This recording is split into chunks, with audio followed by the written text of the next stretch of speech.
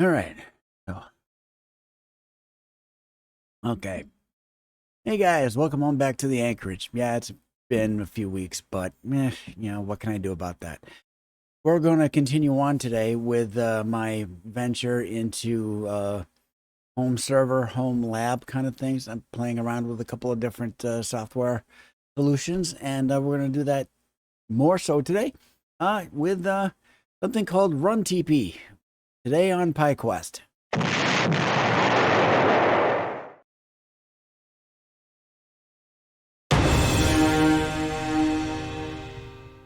Well, where have I been the past few weeks? Well, yeah, easy explanation. Doing different work, more or less. I'm producing podcasts for Switch to Linux.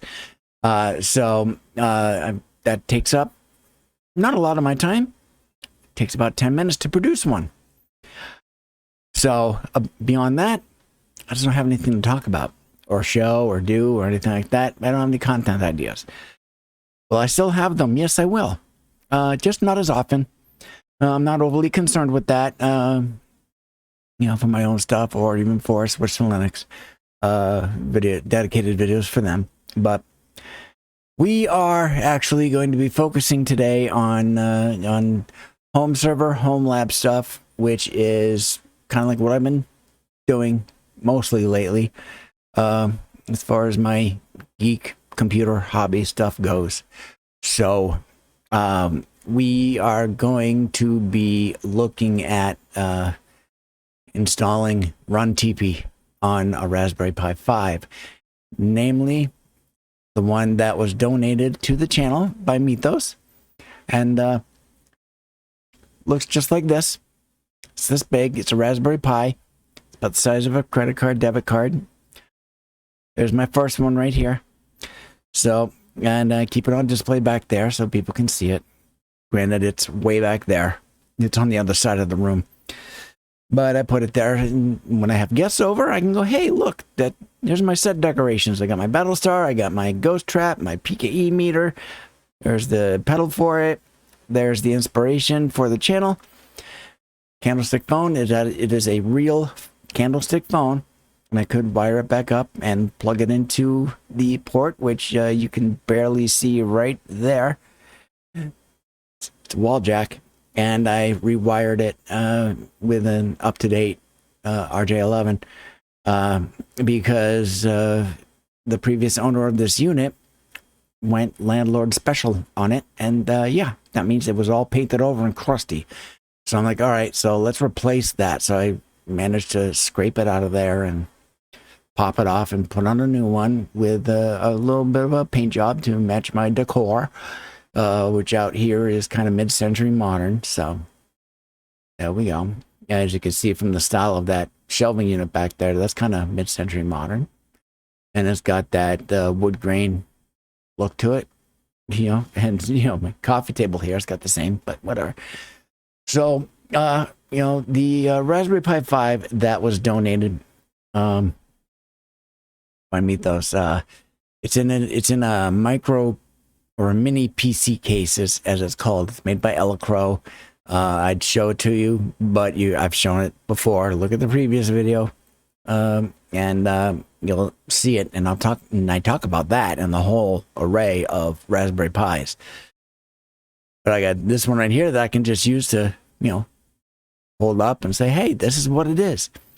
It's really cool. It's got a general purpose input and output, which is this whole section here. It's just a row of pins that you can attach wires to. It's got a PCIe port up here and another one down here. And it's got, this one has a classic HDMI port right here. Now the Pi 5 has two HDMI ports, but they're the small ones. They're the micro ones. And, it's got an audio in and out, microphone, combination microphone, headphone, audio out jack.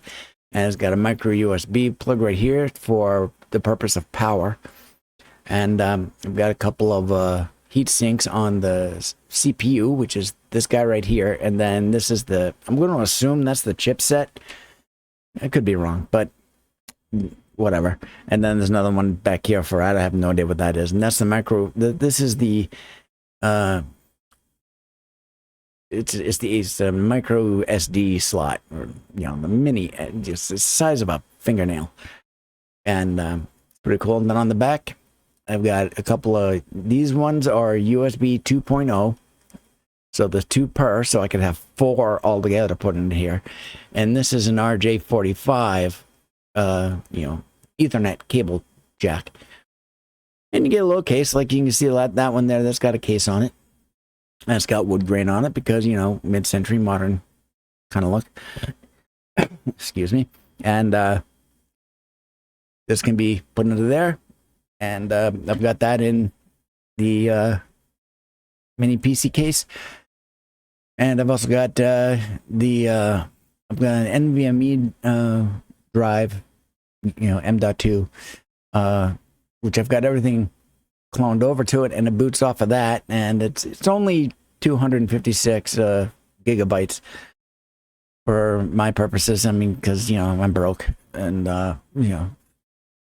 memory and storage is memory by itself is it's a hot commodity these days, and storage is creeping right up behind it if it's not already there. I haven't been overly concerned with it because I don't really need it, and there you go. So we're going to be focusing on Runtipi necessarily in my world of actually going out and looking for home lab, home server stuff. What was the purpose I wanted to do with that? Well, because this Raspberry Pi 5 was donated to the channel, I want to use it for using for this channel, and also to help out Switch to Linux in particular. That's why I call it CJ. It's nicknamed after Tom's kitty that passed away. And I primarily want to use it since I do most of my stuff for Switch to Linux. I'm just combining it two together. And what can I actually do with that? Well, I went out and I'm like, well, I want to do home server, home dock. Well, not home dock, but home server, home lab kind of things. But I don't want to necessarily have it wide open for anybody to just connect to. That may change, but it's not on the table right now. So I wanted to find a solution for my needs and my desires. You call it that. And so I went out and I found one particular thing, someplace where I can easily install, and not just the home lab, home server software, but the applications that I want to possibly use inside of it. And the first one that came out to was like the one I was just showing you about in a couple of videos ago, regarding, well, within the past couple of videos, regarding, let's say, like Portainer, and, of course, I did Nextcloud inside of Portainer and Docker and stuff like that. And, and that was all great and everything like that as a test run. And, ultimately, that Mercury instance on Nextcloud, that's gone, because it's it turned out to be too complicated for my approach. I need super mega simple. Basically, just install it, put in a couple of values, and run with it, and just go. Update it when I can do it, and keep things up to date and secure and everything like that. But something where I can just more or less, and to talk like Ron Popeil, set it and forget it. That's what I need. Set it and forget it. Just kind of go in, boom, boom, boom, done. And then I can use it every day from that point on. So, and I couldn't find that using Portainer or or that particular Nextcloud is just because it's an Nextcloud in of itself is it's simple, but it's it's on the surface it's very simple.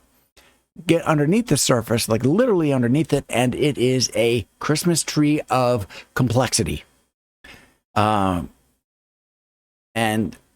I need something where it's going to take that complexity and break it down into something that's a lot less involved. So, and I think I may have found that with Runtipi. So I've yet to find out. I need to do testing, stuff like that. There's no timetable for that or anything. It's just when I have time. But so when I went out and I didn't do that, I'm like, I need to go out and find what could I try out, just to kind of test, play around with, see how it works, stuff like that. So I went out onto I fired up Firefox and I went out to Alternative 2 and to find home server solutions, or try to. And so why don't we actually come over and take a look at this. I actually went out, so if I can get to it here. So here I've got this one here listed for home dock alternatives. Now home dock is described as an intuitive, versatile, and powerful home server operating system for self-hosting. All right, cool. And when I was looking for these solutions, saw it right there. There's Raspberry Pi right there. Because I want to be running it off of CJ, the Raspberry Pi 5. And I saw that and I'm like, hey, I want to give this a whirl. But over here, it says free personal. Okay. Doesn't say free and open source or anything like that, but it's server management tool. And I'm like, all right, so that tells me right there it's proprietary. Well, free for personal use, I can go ahead and give it a try. And I did. And it worked out very well.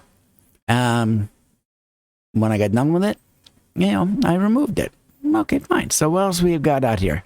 The first one I found was Casa OS. It's free, it's open source, blah, blah, blah, so on and so forth. But look at this. China. That right there meant, yeah, I can go ahead and give it a try and play with it. Stuff like that. But, from as far as the big picture goes, no, I don't want it because it's China. So, and then I found Start OS. It's free and open source with an MIT license of sorts. I gave it a whirl.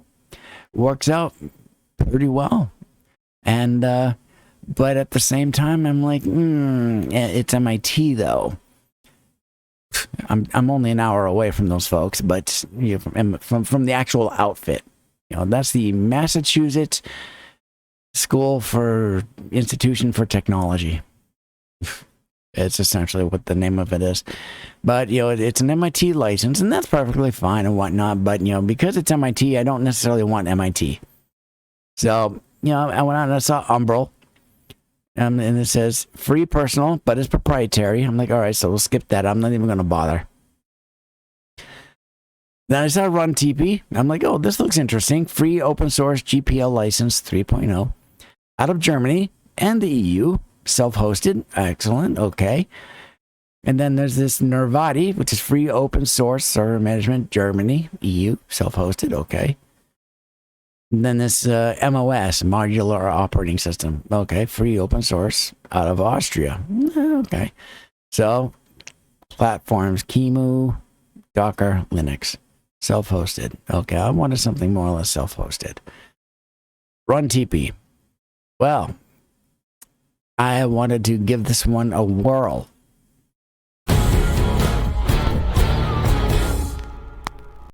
So I came out to, where is it at? Runtipi.io. So there we are. And so we got a home server management made easy. Say goodbye to tedious configurations. Bang, bang, bang. Right there. Right that. First sentence right there is what caught my attention. Granted, this is more or less, it's kind of like an ad, but it's an overview of sorts.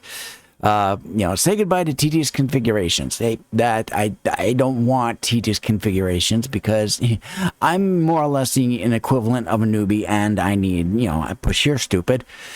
Runtipi is your all-in-one free and open source solution for managing self-hosted apps with ease. Install and update nearly 300 powerful apps in just one click. No hassle, no headaches. That sounds really, really tempting and whatnot. I was going to try it out anyways, so I didn't really need to see all of this. But it's nice to see a description of what could possibly influence you into trying it out. This is great. All right, and so you got a get started button here, which goes out to the docs, which gives you like an introduction and such like that. And then they've got a convenient curl command here, and you can actually copy it by just clicking on this. So I'm going to go ahead and click on that right now and get the little check mark in there saying, hey, it's copied to my clipboard. Okay, so I'm going to save on that. And we come down, and this is basically what it looks like inside. And, just to kind of show you a little bit. Now, this is theirs. So we got Runtipi, you got dashboard, my apps, app store, settings.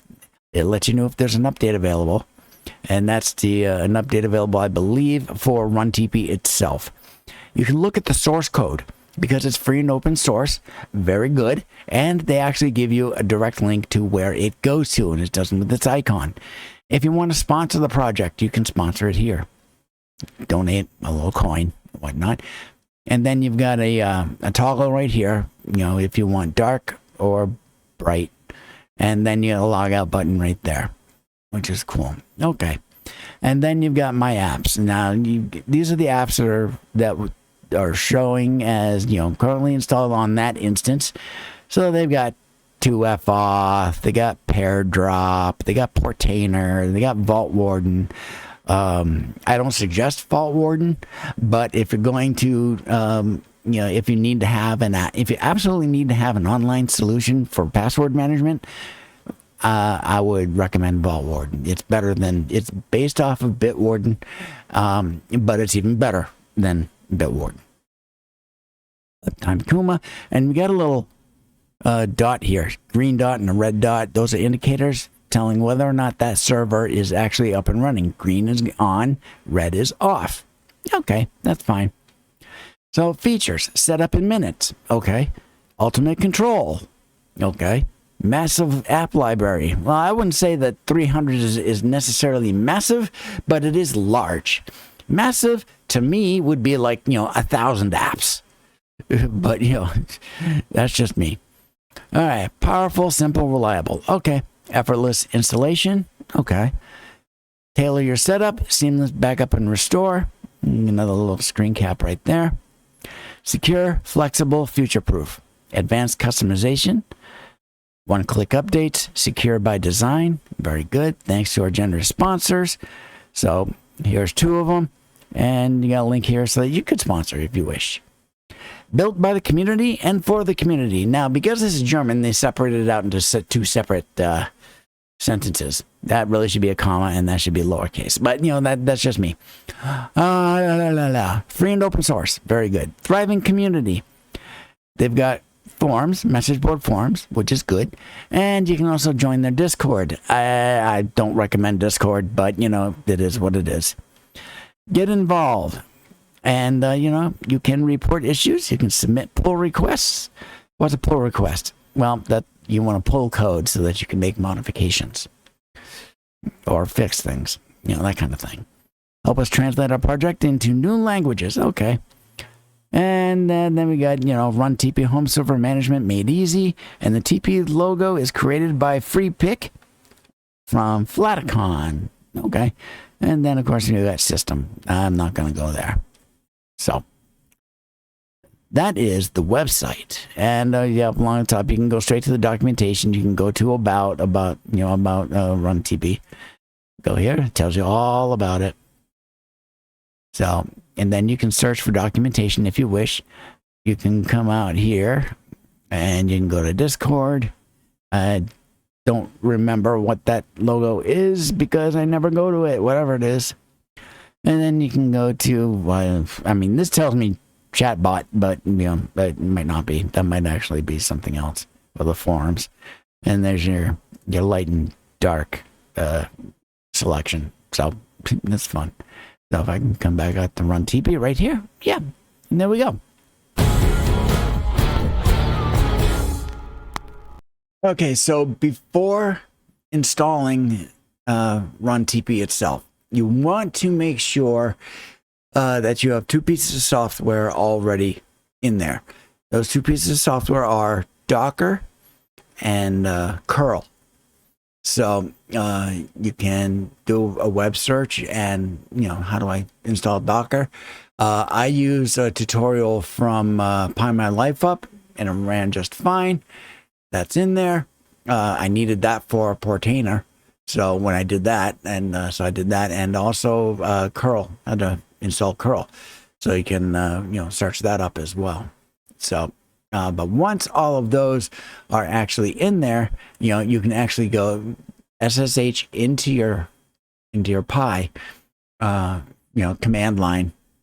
So yeah, but you know, we're just going to dive into it and we're going to take a look at it. So here is the command line. So I'm just going to set this back to, I can come back, and there we go. All right. So here we are in CJ on the command line. So you want to make sure you install Docker and curl, and I've done that. So what you want to do first is you want to make sure that all of your software is up to date. So that is typically done by doing a sudo apt update. You do that, you kick it off, and then you can, that'll update all of your repositories and such, and then you can upgrade like that, and then it'll give you a yes or no question on whether or not if you want to actually move ahead with installing or doing the updates. So you can actually combine the two together like this.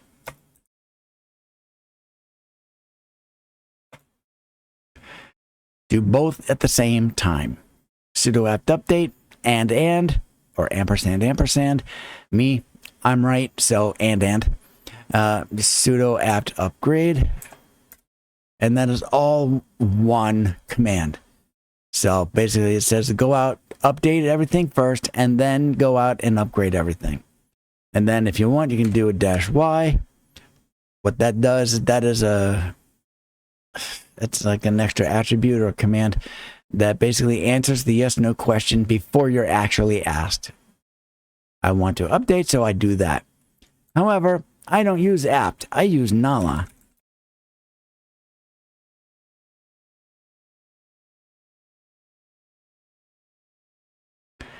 I use nala because it's prettier and it's more intuitive.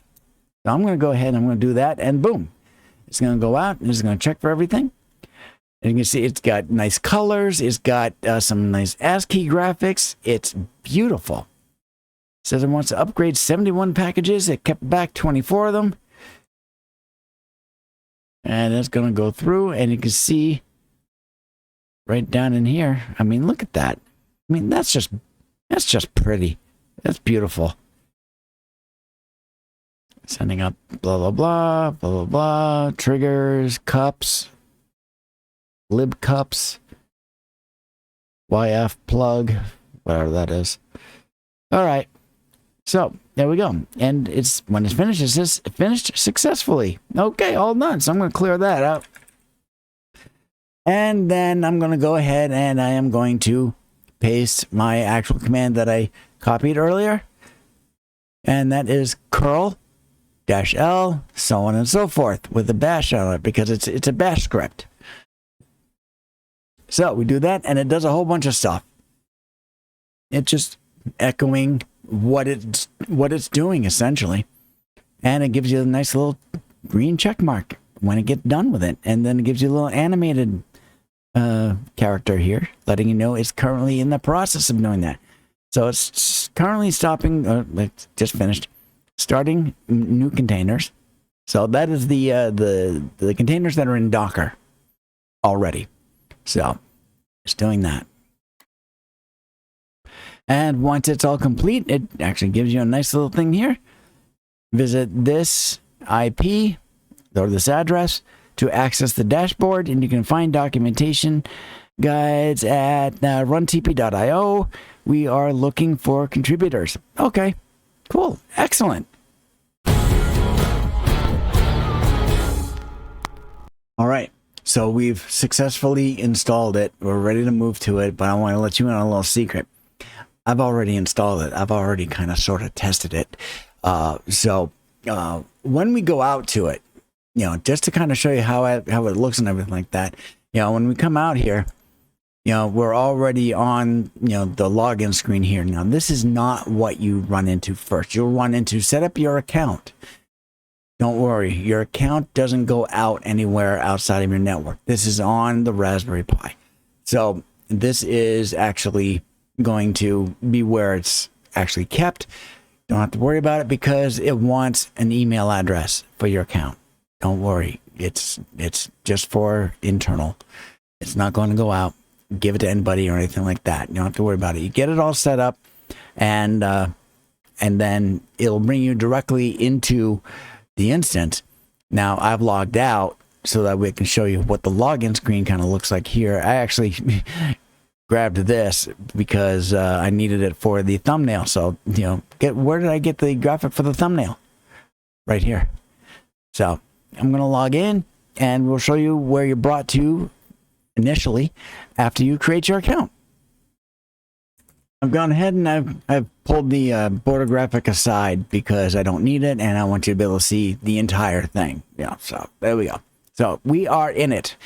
So this is where you're brought to after you create your account and also after you log in. So you get the logo here, you get the Runtipi, you got dashboard, my apps, app store settings. You know, go to your source code, sponsor, there you go. Okay, now this is just a basic dashboard. Shows you how your disk space is looking. I can't click on that. Okay. 75 gigs out of 233. Okay, I'll go with that.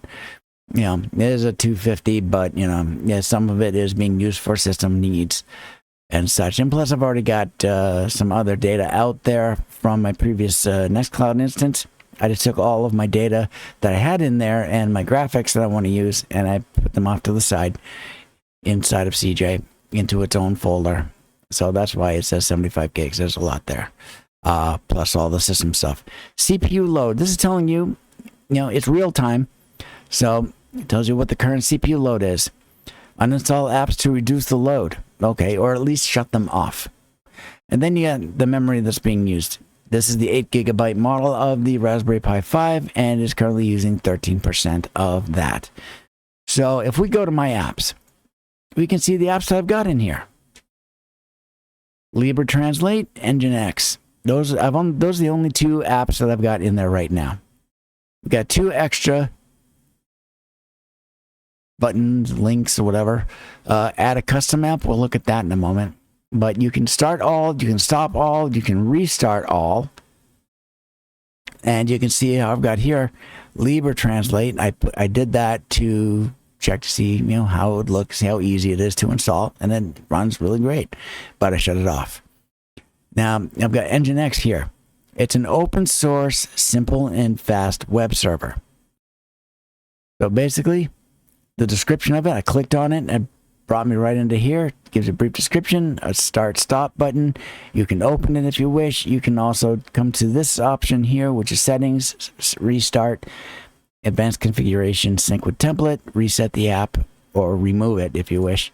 But the description down here, a simple and lightweight web server to test that your TP install works. It's here. It's running. And that's good stuff. Base info.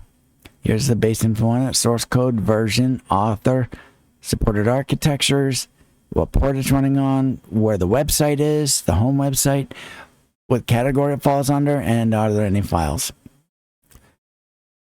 Look to see what kind of backups I got going on. Well, I can either upload a backup / restore or create a backup if I wish. I can look at logs. I can follow the logs. So basically we call that a tail. So we can tail the logs. We can wrap the lines if we wish. And we can increase or decrease the maximum number of lines or rows, if you want to call it that, that you want displayed. Okay, that's fine. And then files. Warning right off the bat. It'll tell you right off the bat, by editing the user config, you may break the app. Make sure you know what you're doing. If your app fails to start after editing, the user config. If your app fails to start after editing the user config, look for the logs in the browser console or run in the Runtipi settings page. Okay, this is a Docker compose YML or YAML file. You can see that this one's very short, it's very small. And then you got overrides out here. Okay, so there's all of that. Now it looks good. So I'm going to go back to my apps. Now, Libre Translate currently isn't running. I can go in there and say, hey, why don't we start it? Let's turn it on. Boom. App Libre Translate started successfully. Well, yeah, it's not that big of an application. So there we go. Base info, backups, logs. Whoa, that's cool. ASCII art. Neat. That's awesome. And files. So there we are. Now the App Store. We click on that. Here's the App Store. Now you're initially going to see everything. You can scroll on to see all 300 of them. You can search for one. You can choose a category to show what's under, say under data. We've got all of these. So it brings it down. Ooh, Gramps Web. I use Gramps already on Celeria. So I don't need it here. Although I might, excuse me. Flight log. Ooh, flight log. That's interesting. Grafana. Yeah. So it's, for music. If you want to look at music, I don't. Gaming, no way. Books. Okay. Yep, that's cool. That's neat. And if you want to go back to clear all that, but right back to, all of them. There you go. There's that. Okay. And then settings. So actions. It tells you what the current version is. It'll tell you if it's ready for an update, the Runtipi software, but it's already up to date. That's fine. Update the app stores. You can update them if you wish. You can come out to settings, which I've already kind of played with a little bit. And, you got your language. You can pull that down. You can pick it. And I want English. Thank you very much. Base green, what is it? Base theme, gray. Zinc, I want neutral. So there we go. Kind of gray, but, okay, whatever. Primary color, the channel color is green, so there's that. Enable guest dashboard. We got little tip topic thingies here. Tips off to the side, describing all of those. You can click these on or off as you wish. Apps repo URL. Change this if you wish, or if you have a need to. URL to the apps repository. Okay. Time zone. You can pick your time zone. I'm Eastern time, so I'm on that. Local domain, tp.local. You can change that if you wish. You can download a certificate. You can update the settings if you make any changes. Update settings is like a save button. For security, you can change your username if you so wish. Okay. Changing your username will log you out of all devices. Okay, you can also change your password, and you can enable two-factor authentication. App stores. So you can actually add additional app stores if you wish. If you want to add an app store, you can click on Add an App Store. There you are.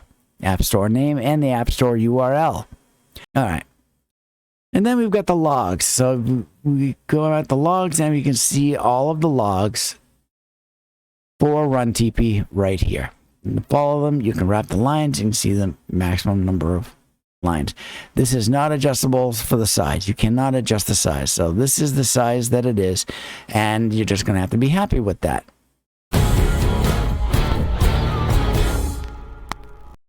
Why don't we actually install an app, and we'll take a look and see what that's all about. Why don't we choose Libre Translate? It's a nice, simple, small application. granted. I already saw it, you already saw it out there, but I've removed it, and so we're actually going to install it, and we'll actually demonstrate it as well. So why don't we go back over into it? So here we are at the dashboard. I go to my apps. You can see Libre Translate is not here. So I'm going to go to the App Store. So I'm going to just go and as if I'm going to say translate. And there it is right there. I'm going to click on it. Here it is. Free and open source machine translation API. 100% self-hosted, offline capable, and easy to set up. So at that, we got the base info here. Source code, there's a link to the source code. The version, author, supported architectures, ARM64, AMD64. Okay, great, thanks. The port's going to be 8121, and it falls under the category of utilities. Okay, so I'm going to install it. Here's what we're met with. So, open the port, yep. Okay, reverse proxy, I'm not going to worry about that. This is internal only, or any of this other stuff down here. And so I'll just install it.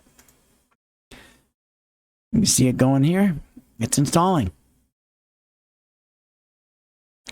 And once installed, I'm told app Libre Translate installed successfully. So there it is.